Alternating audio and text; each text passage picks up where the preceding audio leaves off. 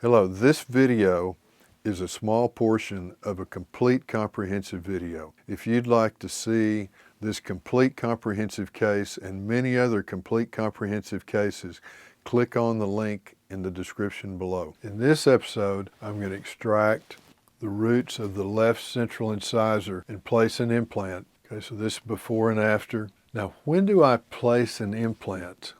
At the same appointment that I extract a tooth. I will often place the implant and prefer to place the implant normally if I'm extracting a single rooted tooth. So in a case like this, if I'm extracting the roots of a single rooted central and I can pull the root out directly without damaging the facial bone, then I'd prefer to go ahead and place that implant at that appointment. The reason for that is you've got that little cylinder of the socket to place the implant in. It tells you where that tooth was, where the root was.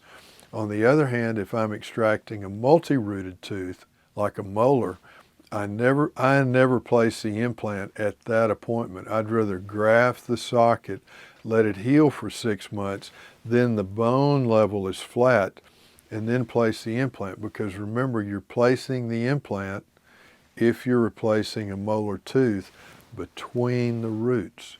And if you're trying to place that implant in the furcation area, you've got missing tooth in the root area, but there's bone in the furcation area, it's hard to get it just exactly in that furcation area, and you don't really know where the alveolar crest is going to end up. So I'd rather let those heal for 6 months, do it predictably. Same thing if it's a two-rooted bicuspid. I'd rather extract the tooth, graft it with platelet-rich fibrin and or freeze-dried bone, let those heal for 6 months, then come back and place the implant.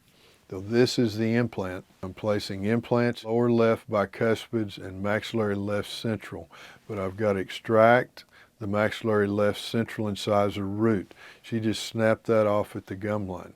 So I'm using an interligamental injection to be sure that the tooth is completely numb. Now I want to create a purchase point in the canal of the tooth. Otherwise, you might get offline with the canal. You're going to put the easy extract drills in the canal.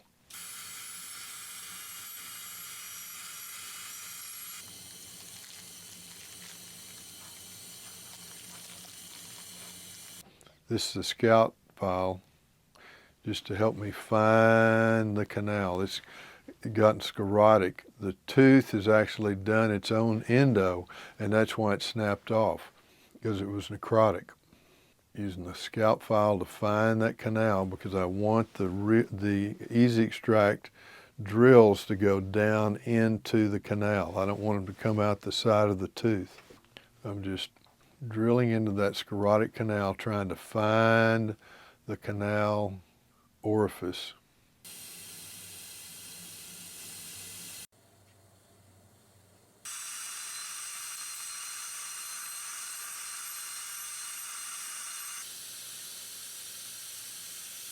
You can connect the crown to...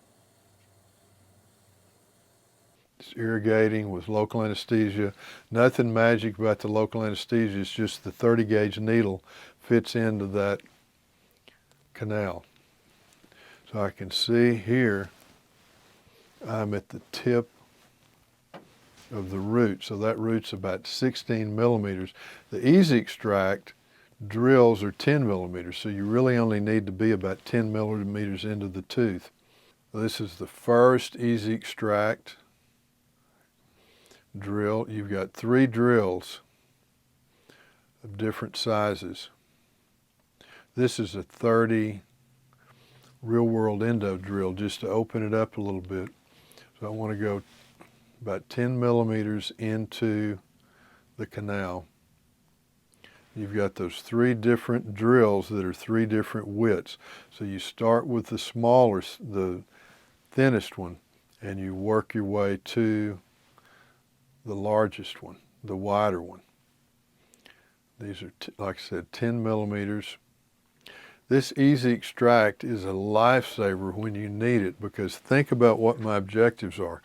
If I'm going to place an implant here, that thing about an ounce of prevention is worth a pound of cure. If I lose the facial bone, say you held that root with forceps, and to extract it you had to come out the facial, and you lost the facial portion of the alveolar crest, well, you're going to have to graft that. So if I can preserve that channel, that socket, it gives me a perfect guide for the implant. Saves a lot of trouble. You get a lot better results. It's more predictable. It's worth taking some time and trying to take that root out straight away. So you screw this extraction screw into the root of the tooth, and I want the shoulder to be flush against the tooth. If you had, say you were extracting this tooth, you would cut it off at about the gingival line, because you want this part of the tooth to be flat. You want this part of the screw to be flat against the coronal part of the remaining tooth. See, that's just about perfect because it's touching the coronal part of the tooth. See, it's touching that part, so that's ideal. If you're extracting this tooth, you would cut it off right here. So this shoulder touched the coronal part of the remaining tooth. Now this is a trick that took me a while to figure out. You want to try this tray on, and you want to be sure that your forceps, that the beaks fit this part, that they fit in place. If they don't, you got to rework it. See, I want to be sure when I put this to place, I want to push the tray to place enough that these beaks fit between the shoulder of the screw and the tray. If it doesn't, you can't get the beaks in there and you can't extract the tooth.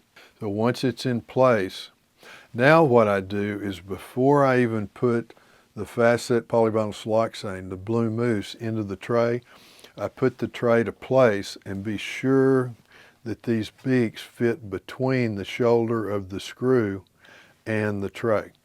And then when I put the tray to place with the polyvinyl siloxane on this end of the tray and the other end, I know exactly how far I need to push it to place for the beaks to fit. In other words, if you had a lot of space between the shoulder and the tray, when you place the polyvinyl siloxane, you wouldn't push the tray all the way to place. You'd leave it up a little bit, put the beaks in there, and let that polyvinyl siloxane set up maybe a little bit off the incisal surface of the remaining teeth, so you don't have so much room for the beak to open into. You'll see what I mean. See, I want the bottom part of the beak to be touching the tray and the top part of the beak to be touching the shoulder of the screw.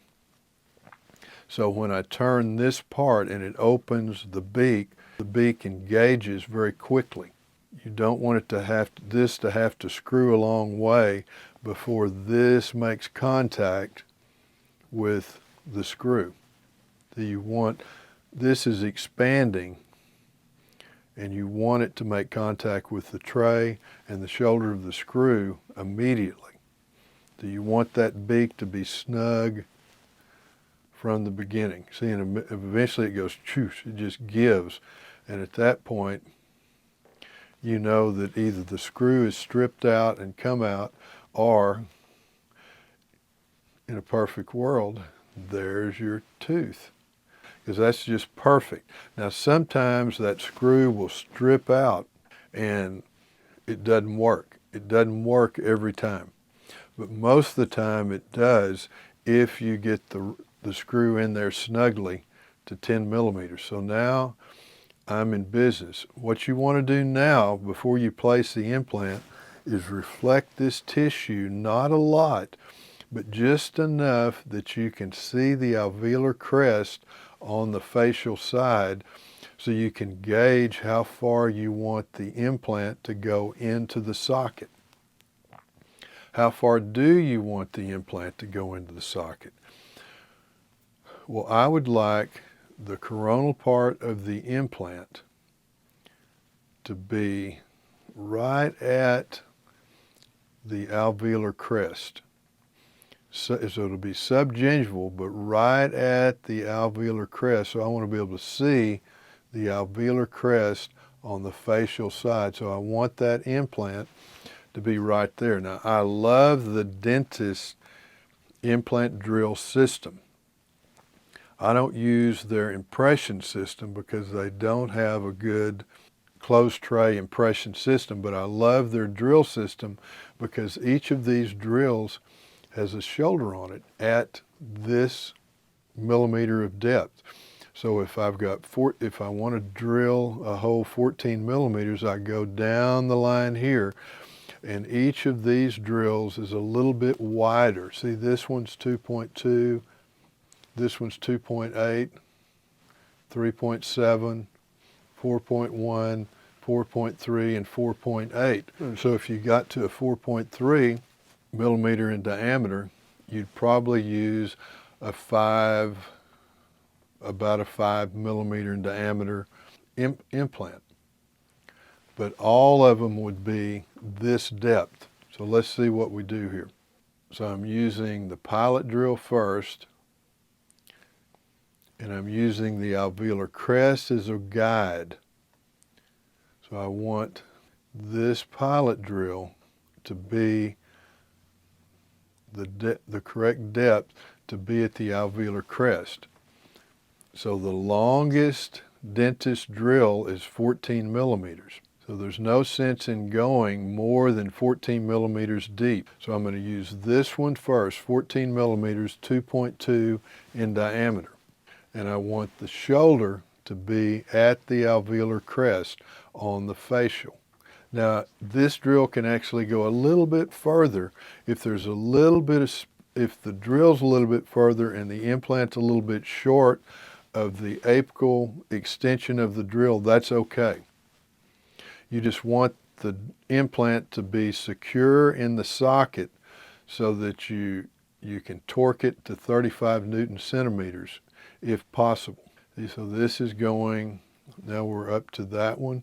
All of them are about 14 or 15 millimeters. So I'm using the dentist drill and the BioHorizons implants. A lot of good implants, but I'm using the BioHorizons implant system because they have a good closed tray impression coping. That's very important. I want to take a closed tray impression, and dentist does not have a good closed tray impression. With dentist closed tray impression, you have to put the abutment in the implant and then put the impression coping on that abutment. And I don't want to do that. I want the lab to fabricate or deal with the abutment and the crown. This is the dentist drill system, which is fabulous because you think about what is the thing we worry about when we're placing an implant. Mainly the mandibular posterior region from second molar to second bicuspid, damaging that nerve. It's not that big a deal if you drill a bit in a millimeter or two into the sinus. And so this shoulder is right at the alveolar crest on the facial. You'll see how nicely that works. You know, that's always a question. Where do you want the shoulder, where do you want the coronal part of the implant to be? Well, I want it to be on the facial alveolar crest, and that keeps it subgingival to hide the margin so you don't have a black margin. But then if you can place a longer healing abutment on that implant, bone won't grow over any of it, and it makes the impression a lot easier. But let's see where this turns. See, there's the implant, so I'm going to take it to the alveolar crest. See, it's right at the alveolar crest. I'm going to torque it to 35 Newton centimeters. That's good. And I'm going to put a flat healing abutment on this one. See, so if you reflect a flap, you've usually got to place a flat healing abutment because the tissue fits over the implant. If you go through the tissue, if there hadn't been a tooth there and I could have gone through the tissue like I'm doing on the lower bicuspids, then you can put a long healing abutment and you don't have to anesthetize the patient when you come back in 3 months and take the impression for the abutment and crowns. See, so in 3 months, when that tissue is grown over the implant and the healing abutment, I'll have to make a core through the tissue to impress the implant for the abutment in the crown. I wouldn't have to do that. I won't have to do that on the lower bicuspids. I'm going to go right straight through the tissue.